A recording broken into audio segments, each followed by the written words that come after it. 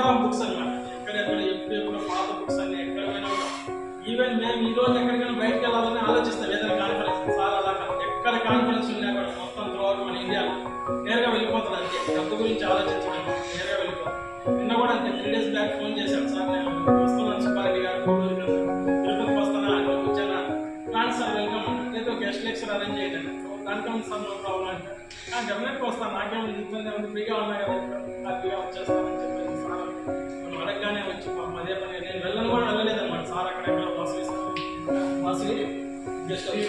శ్రీనివాస్ సన్నిధిలో ఉన్నాడు సార్ పాపం అదే పని ఆటలు తీసుకొని ఇంత దూరం డిపార్ట్మెంట్కి వచ్చి మీ అందరి కోసం మన డిపార్ట్మెంట్ కోసం వచ్చానంటే సార్ ప్రత్యేకమైనటువంటి అనుబంధం ఉంది. డిపార్ట్మెంట్ చాలా రోజుల నుంచి పనిచేశారు ఇక్కడ.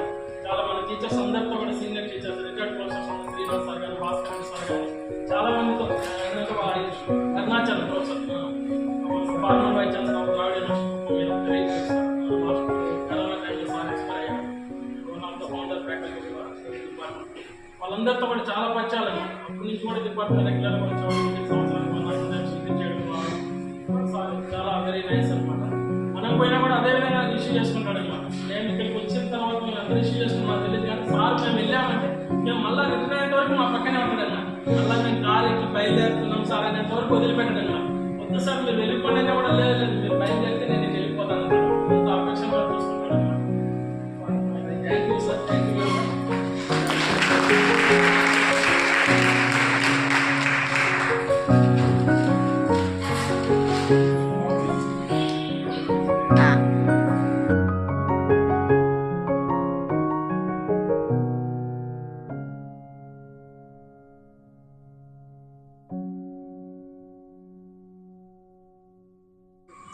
ప్రాక్టీస్ ఆపరేషన్ తీసుకున్నప్పుడు మనం ఫస్ట్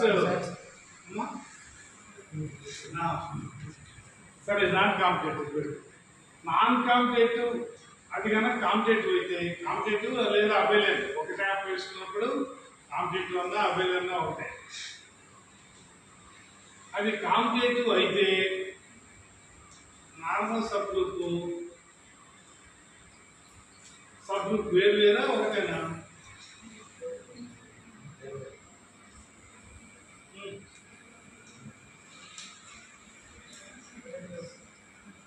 సరే నార్మల్ సబ్ గ్రూప్ అంటే ఏంటి?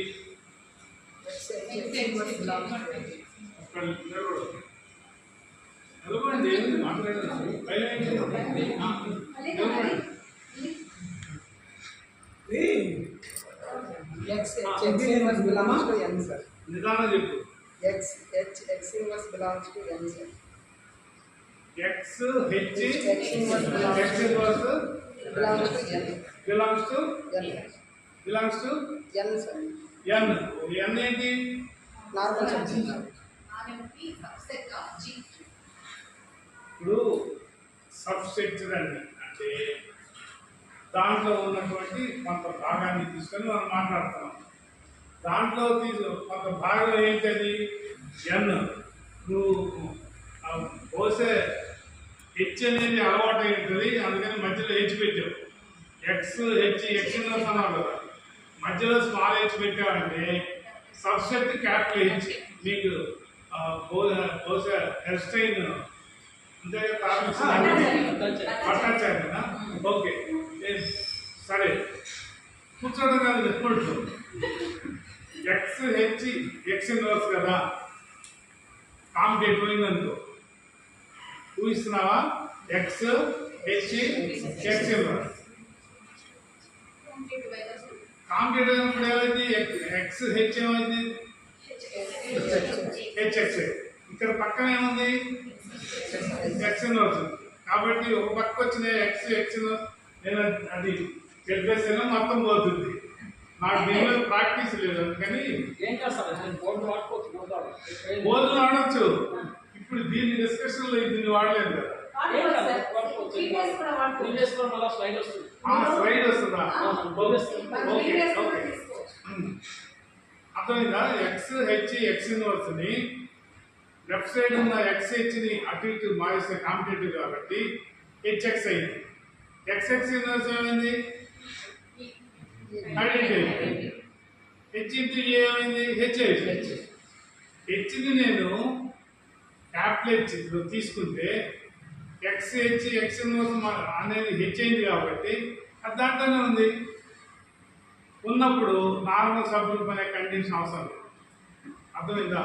ఎప్పుడు కాంపిటేటివ్ అయిన కేసులో, కాంపిటేటివ్ అంటే గ్రూపులో ఒకే ఒక సబ్ సెక్షన్ ఉంటుంది, సబ్ గ్రూప్. అర్థమైందా? అర్థమైంది కదా? ఏదో చెబుతున్నానా? రైట్. అదే కనుక గ్రూపు కాంపిటేటివ్ కాకపోతే అప్పుడు రెండు